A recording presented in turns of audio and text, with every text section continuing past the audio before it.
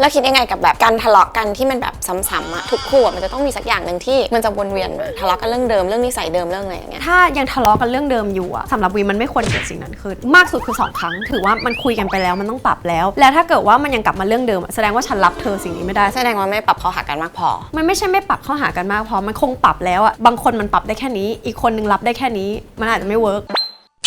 อย่าลืมไปกดไลค์กด subscribe นะคะช่อง One Playground นะคะอย่าลืมเปิดกระดิ่งด้วยนะคะแล้วก็ถ้าเกิดอยากดูคลิปอื่นๆต่อก็กดฝั่งนี้ได้เลยค่ะกดไลค์กดคอมเมนต์เข้ามากันด้วยนะ